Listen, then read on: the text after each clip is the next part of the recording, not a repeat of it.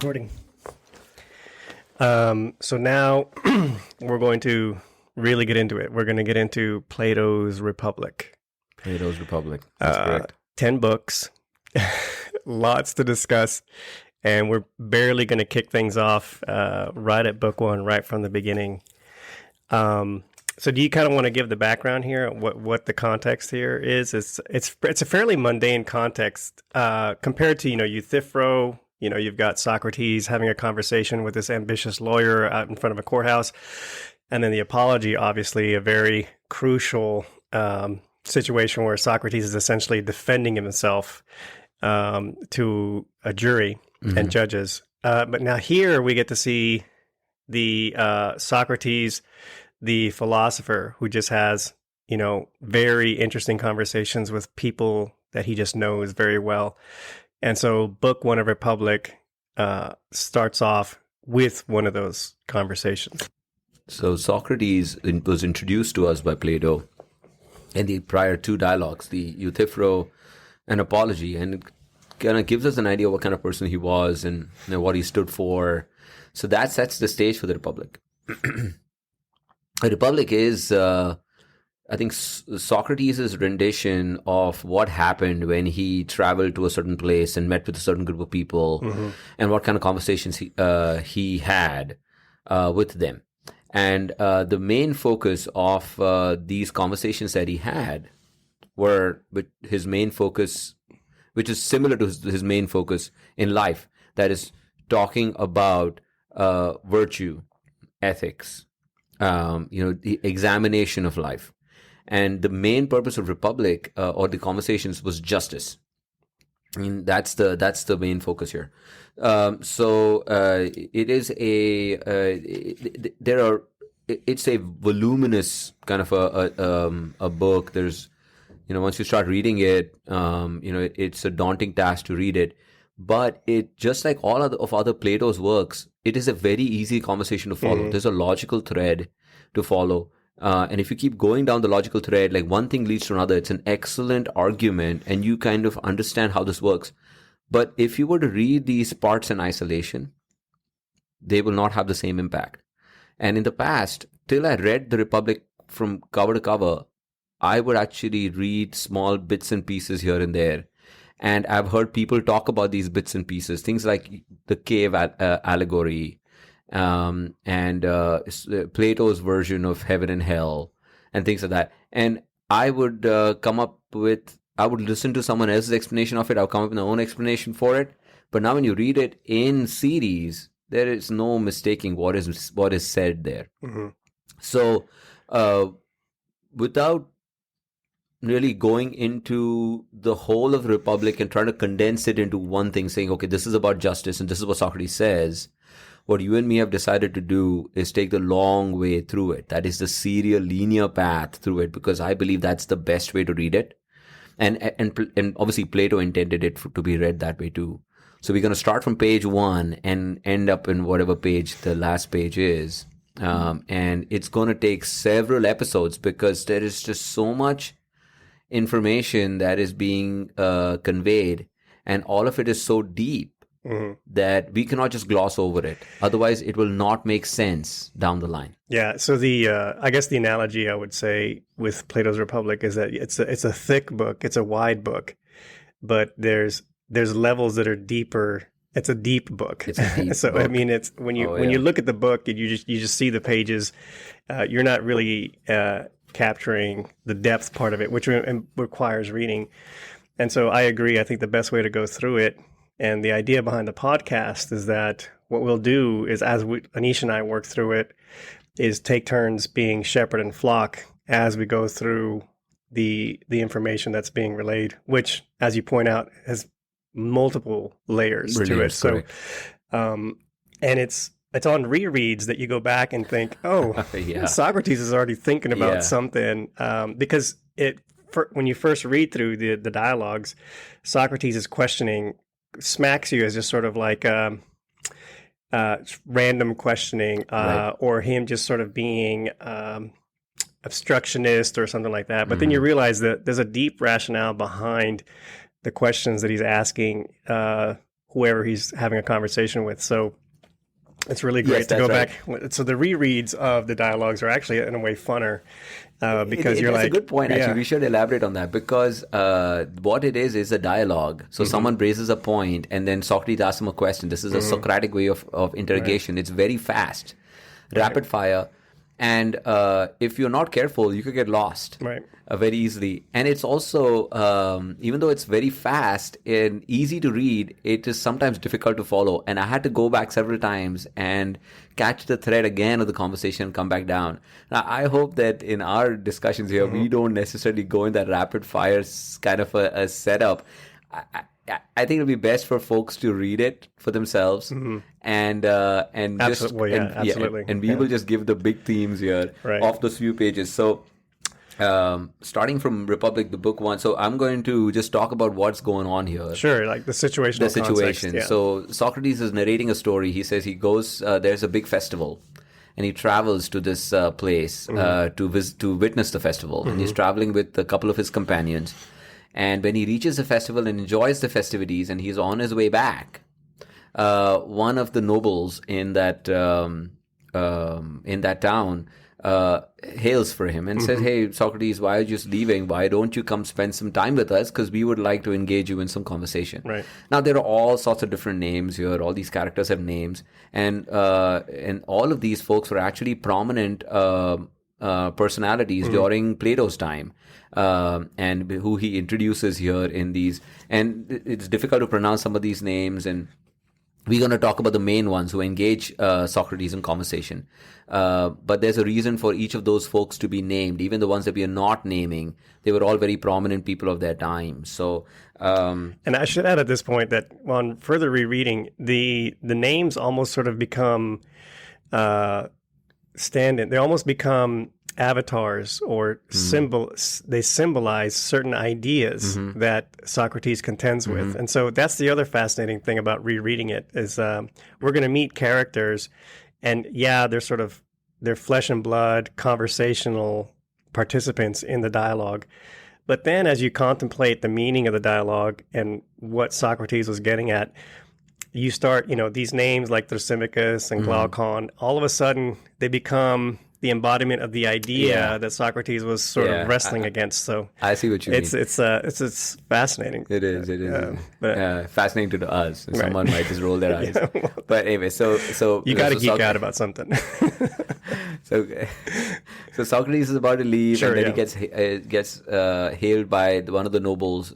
This is Polemarchus, and Polemarchus says, "Why don't you come over to my place and meet my dad? My dad is looking forward to meeting with you. And my dad is Cephalus, I think, is how you pronounce that." So Socrates says, why not? There is also some other parts of the festivities that I'd like to witness. And so how about we go over to your place? And so then they arrive at Polemarchus's house, and Cephalus, who is the patriarch, is now older gentleman, right? Very old man, and he is reclining in a chair. And Socrates is also old. He's a lot older than some of these other guys, and he's actually the same generation, if not just a little bit younger than Cephalus. Yeah, Cephalus is older than Socrates. Right. At least based on the dialogue, that's what appears like. And so Socrates pays his respects and immediately starts getting into a conversation with Cephalus. He says, "Hey, you are an older gentleman, and there is so much that we can learn from you. Why don't you give us a little pearl of wisdom, something that I can take with me since I've come here to be with you?" And Socrates has this way of saying that I don't know anything, and you were the ones who know.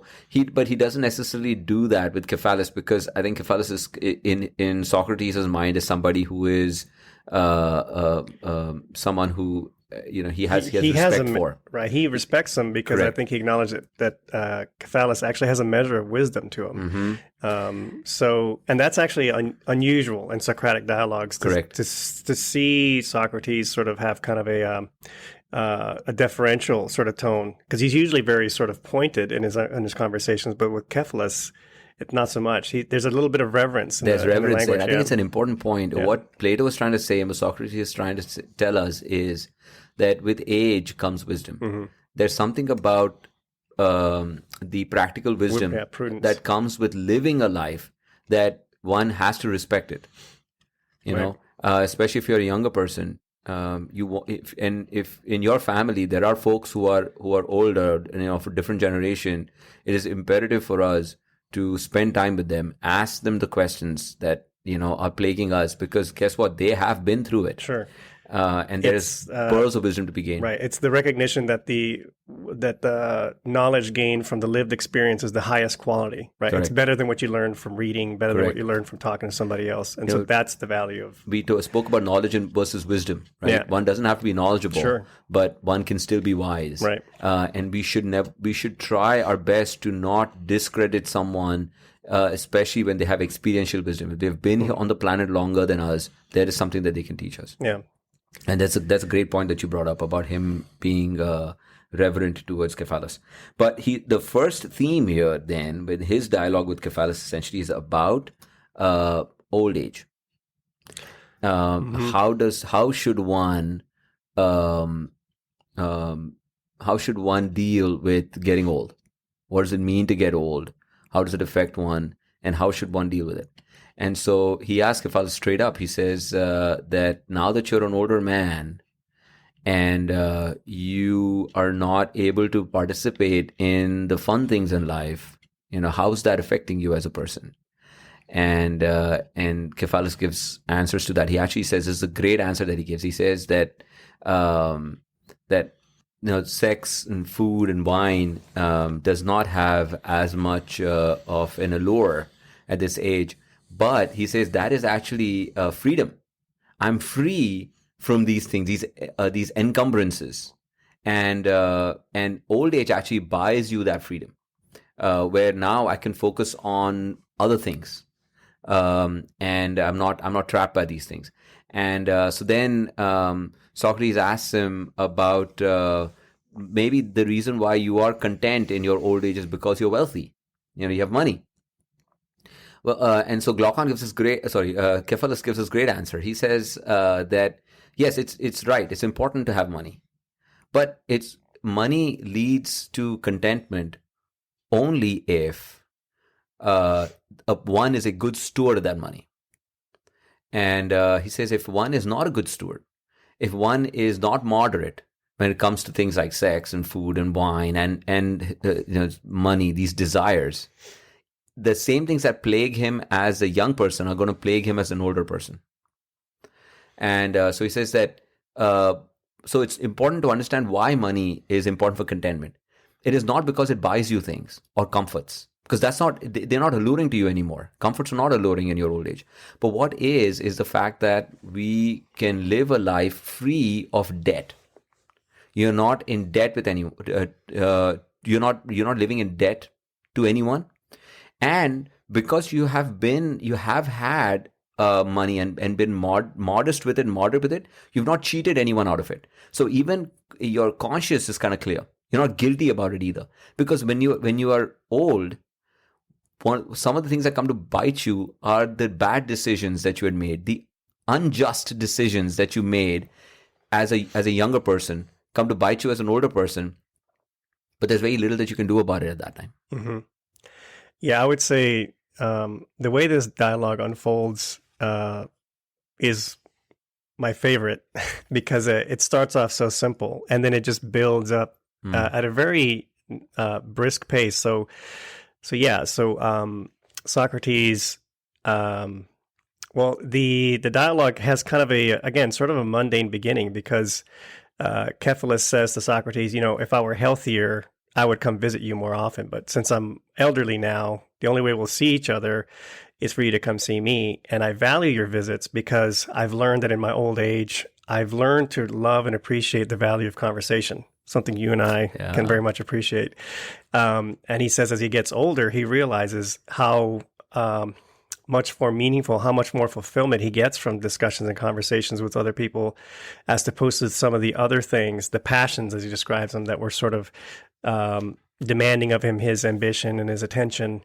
And so Socrates asks him to elaborate on that. And Cephalus says something that Socrates responds positively to, which is to say, well, a lot of my friends who are older complain about the fact that they don't enjoy sex anymore. Wine doesn't taste as good. They are, they can't eat and they're bloated and they're not feeling as good as they used to. The satiation they get from the pleasures of life is not there. And Cephalus says, but I see it the other way. I see myself as freed from these passions. And now I can really focus on the meaningful interactions that I have with people in conversations. And Socrates is like, well said. That's really good. But then Socrates, being Socrates, says, yeah, but you're rich. Right. And so maybe you're happy in old age because, you can. Right. And then there's a brief conversation about, whether you've earned your money or inherited it and how that colors your view of money. But then Cephalus comes back with another observation, which is to say, just like what you said, the fact that I have money doesn't prevent me from still making mistakes and still stumbling into regrets. So wealth, in a way, doesn't protect you from having arrived at the end of your life and being filled with regret. And Cephalus then makes the next statement, which then, boom, this is the primer for the conversation. Cephalus says, what's helped me in my old age is the fact that when I look back on my life, I can say that I always told the truth and I paid my debts. And so the implication there is that I've been just. And then it's like, oh, okay, well, here it is. Yeah, he just leads into Socrates is like, oh, so that's question. So tell me about how that's justice. And then Cephalus, this is my favorite part of the dialogue. Cephalus basically bails. He's essentially done. He's like, well, I could explain it to you, but I'm going to go off to the ceremony. So the irony here is that Cephalus and Socrates had this very amicable interaction about how they don't see each other enough. And then Cephalus is like, well, I got to go to participate in the festivities. I think there's a symbolism there because this guy's old. He's like, I'm going to relish life. I got to go. But here's my son, who's the heir to the argument, right? I think maybe that's not. I don't know if it could be that he probably was just bailing from the conversation, or maybe it could be that he didn't need to know anymore. He didn't need to know anymore. The ones who needed to understand this and know it was his son, right? And so Polemarchus, Polemarchus is his Cephalus' son, who basically picks up the mantle of the debate with Socrates after Cephalus leaves. And I think Cephalus probably wanted that because he wanted Polemarchus to sharpen his sword against Socrates. I didn't think of that. Cephalus has nothing really to gain from that conversation anymore.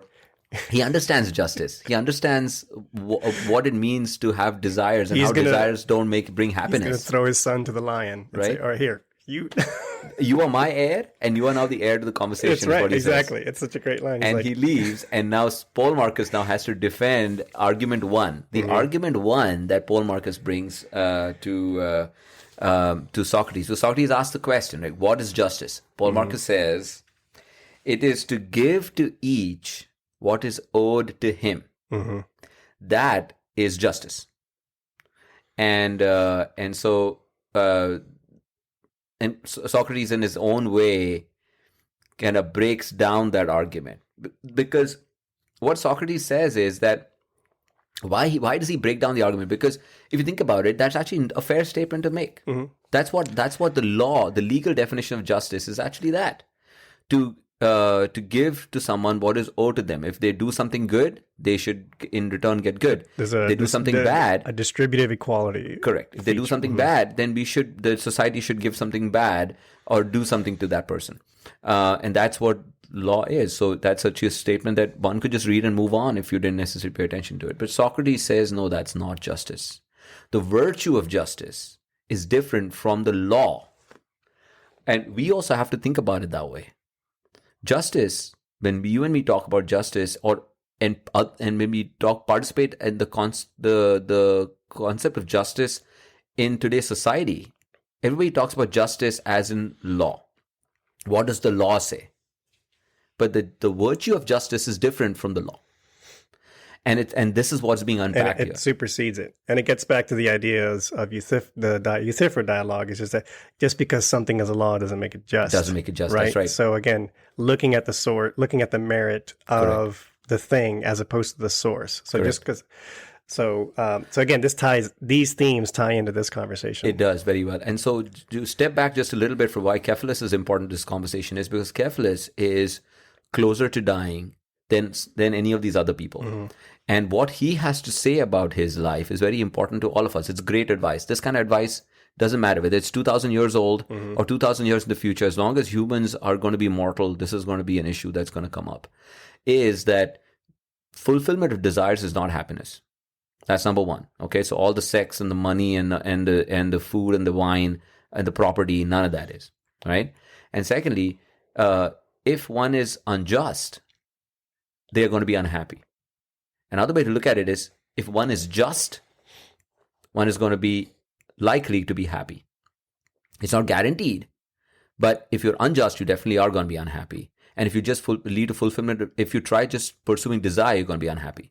So it's very important to know what justice is. Because let me give you an example. If one believes that justice is, in fact, what Paul Marcus is saying, doing good to someone who's good and doing evil to someone who is evil, right? And if that turns out not to be the definition of justice, and you've reached now towards the end of your life in your dying days, and you're looking back at the evil that you did to somebody, right? And you're feeling guilty about it because you've now realized that the virtue of justice is different from law, right? You would die unhappy. So right, you would So that's the role Cephalus plays here, which is the idea that I think most of us, if we're lucky, will have sort of contemplative moments toward the end of our life, and in many ways, all of our human endeavors are for that moment. And this is the time now to start thinking about what you want those contemplative moments to feel like. Act now, right? So that when you reflect on this action now, you actually reflect and you're okay. I did the right thing, right? And to the extent that you're modeling to the best you can virtue, it's again we've talked about the nature of virtue being something that sort of is self-fulfilling. It can kind of spread. But going back to the argument, so Polemarchus essentially, after being kind of nailed down by Socrates on specifics, summarizes it, and he invokes this poet named Simonides, who says that justice is really, benefiting your friends and harming your enemies. That's justice. And Socrates begins very methodically breaking that process down, because there's two parts to this, which is, okay, friends and enemies. So that system assumes that you know who precisely a friend is and you know who an enemy is. And we can be mistaken in that. And obviously you wouldn't say that benefiting an enemy would fit your criteria of that definition, and you wouldn't say harming a friend would fit that criteria. So already Socrates is pointing out a deep weakness, although I would say a superficial weakness. But there's a deeper weakness to it, which is that the issue of when would somebody who's just actually harm somebody, right? So that's something that Socrates points out as he breaks down this definition, is when when a just person acts, they have to have the awareness that the process of doing harm, it limits somebody else. And so in a way, you almost have to understand who your friends are, who your enemies are, and then you need to understand what harm is. So good. So I'm going to pause you right there. Actually, let's look at the first part of that, because this is a great way to break down this conversation, right? So the first part of this conversation of this argument is benefit the friends, right? Right. So doing good to someone who's good and doing bad to someone who's bad. Now, that's one way to look at it. But the way Paul Marcus said it is doing good to somebody who is good to you and doing bad to somebody who's bad to you. That means one has to have a good understanding when someone is being good to them or when someone is being bad to them. Now let's try that. Let's try that example out in our day-to-day life. Let's just pick any example. Just pick up the example of, is social media good for you or is it bad for you? Right? Yeah. And it is opinion, right? Because there are people who would say, well, social media is good because it helped my business, or I found out this major thing happened and I supported that cause or didn't support that cause based on social media. And then you can hear another side of the equation, which is usual, that social media is it's engrossing and addictive and correct. Okay. Then let's look at vaccination. Is vaccination good for you, COVID vaccination, or is COVID vaccination bad for you? All of these determinations are based on opinion. That means there's a chance you could pick one side and turn out that what you thought that was good for you was turned out, in fact, that it was bad for you. Correct? Or vice versa. Or right. vice versa. Mm-hmm. So then if justice is being good to someone who's good to you and bad to someone who's bad to you, and in fact, when you're bad to someone who's bad to you, you just didn't realize that what they were doing was not bad, but was in fact good. That means you are being bad to someone who was good to you, right. just that you didn't realize that fact. Right. And that in and of itself, the fact that that can happen means justice cannot be that definition. Right. And Paul Marcus says, yeah, you're right. I didn't think of it that way. How about I say that that justice is doing good to someone who's both believed to be good to you and is in fact good to you, and doing bad to someone who is believed to be bad and is in fact bad to you. And so now that brings us to the second part of this conversation, that now that say that opinion doesn't exist and you can actually prove with a fact that this person or this particular thing is in fact good for you, then adopt it, participate in it, be good to it.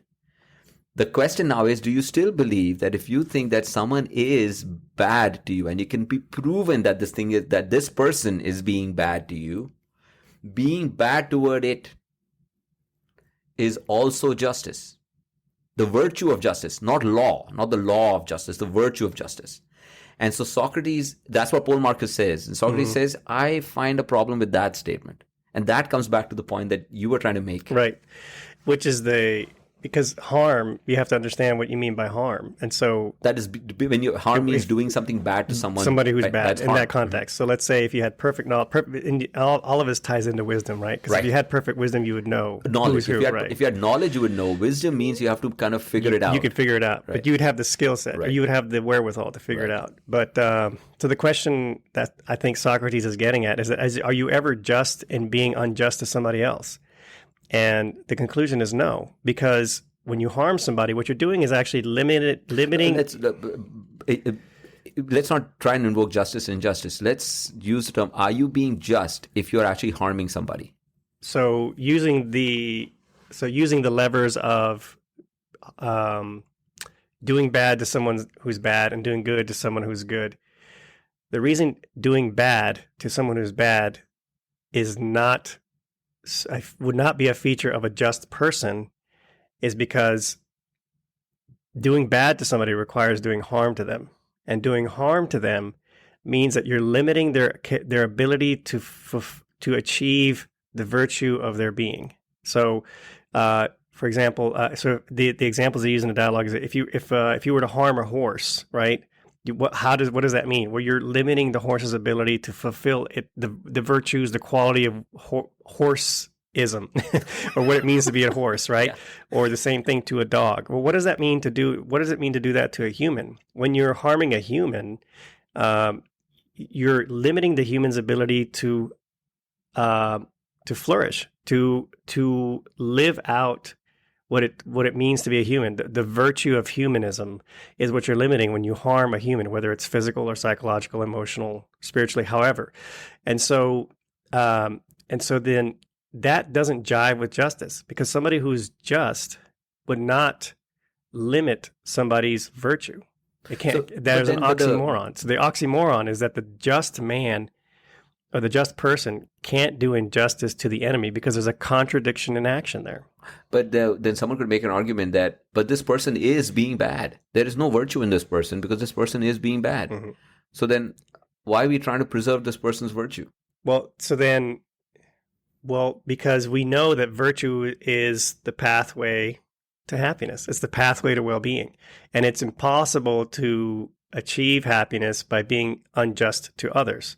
So justice means that and he gets at this earlier, but justice doesn't mean that you're just sort of like this solid observer of things, or if somebody has done a provable wrong, that there's no action implication with that. It just simply means that to harm that person for the sake of harming them doesn't remedy anything. And it certainly doesn't do the person who's doing the harming any good either. And this is again sort of the rationale behind the ethical framework that arrives from these conclusions, which is that whenever you are, doling out punishments or coming up with disciplinary actions, even those decisions under ideal circumstances should be things that promote further justice and not just suffering for the sake of suffering. That's a great point. Right. Because as a society, we have to be very careful when we say, this crime deserves the death penalty. Because whenever we go ahead and subject someone to that evil, when we as a society choose to do it, we are harming ourselves, because we are choosing at that point to step away from the virtue of justice. Right. Because the reason why that's the case, the reason why justice, the virtue of justice, says we should not harm someone who is being bad to us, is under the premise, this is Socrates or Plato's premise. Plato's premise is that no one wants to be evil. No rational being wants to be evil. They just don't realize that what they are doing, that act that they're doing, that they consider good, is in fact bad. They just don't know it. They don't realize it. Just like you can have opinions about who is being good to you and who's being bad to you, one can also have an opinion, incorrect opinion, false opinion, that the act that they're doing is good when in fact it is evil. Right. And it is society's responsibility, it is everyone's responsibility, those who lead an examined life, it's their responsibility to make that person aware of the fact that what they were doing was evil. Because what Socrates and Plato say is that once a person understands that what they were doing was in fact not a good but an evil, they will change their ways. They will change their ways. Right. Because we all want at the end of the day to do good. Once they realize what they weren't doing was good, they will again go on the path of good. That is the reason why prison reform is so important. And that's why it exists. Because back in the medieval days, if one was caught stealing a loaf of bread, they would get their eye poked out or their hand cut off. Right. Or they'd be tortured to death. We've gone away from those kind of... deterrent punishments. Right. So they're inhumane. And that's the reason why a lot of states and a lot of countries have moved away from the death penalty as well. Now, there are some people, true evil does exist. I agree with the fact that true evil exists. And we also know that some folks are not rational. They are psychotic. Sure. In that situation, they cannot be reformed. But society has other ways to deal with it. And that's the reason why if you take someone who's psychotic, one does not put them to death. One puts them in some sort of a facility. And that's why these sort of contemplations are important, because knowing this, once you understand that most, criminal activity and unjust activity is really a reflection of ignorance, within this framework of virtue. Really, it's an ignorance of virtue that leads somebody to think that, it's okay to steal this, or it's okay to rob somebody, or it's okay to steal money from a company. There's an apparent good that the person sees, and they don't realize that the apparent good that they're contemplating that's motivating their action is really no good at all. That's right. The good, they don't understand the good of virtue. And so that's why Socrates has this very challenging concept, which is that these are people that are ignorant. They're not necessarily evil. Right. And it's important to make that distinction precisely because there is evil. Right. And if you can't recognize evil, if you muddy the waters in terms of what is evil, you're less likely to perceive it, and you're more likely to fall for it. Correct. Right. So he doesn't talk about true evil though. He doesn't, not in this. And here I'm elaborating just to kind of just give it the real world sort of implications of what's being said here. But yeah, so essentially he takes the claim that that justice is to benefit friends and to harm enemies, and I think there's three conclusions that Socrates pulls out of this, and it's when he dismantles this idea of justice. That first, that justice is not simple allegiance, and it's not a system of vengeance either. It can't be that. So this idea that justice is simply, holding your friend's money and giving it back to them when they want it back. Justice is an active process. You're not like some silent security guard and being just. And then the third point, which is somebody who's just won't do harm. Because there's an intrinsic tautology, there's an intrinsic contradiction in the idea of somebody who's just being unjust, to perform or to act unjustly towards somebody else. And so it's important to say when a just person just person cannot act unjustly, but what you're trying to say is a just person cannot harm another person. Even if that person harms the just person, the just person cannot harm that person because he's just. And justice, when you're just, one cannot harm someone because harming them corrupts them. They need to reform them. And reforming, there's tough love. There's tough love, and there's the idea of remedies for situations, correct. Right? There's punishment and discipline for the sake of punishment and discipline. There's deterrent punishments and things like that, but they often don't really result in optimizing the greatest good for the correct. greatest number of people, or even for the person who's having to make the decision. Correct. But that's why things like remedies exist, right. like the rehabilitation of an unjust act requires an idea of what justice is, and so that's the conclusion. At this point in the story, though, something. So this last thing Socrates says. Well, it's not the last thing, but the interlocutor who's about to come. So while this conversation is happening, and Socrates concludes, well, then, so my conclusion is that the just person cannot commit an unjust act.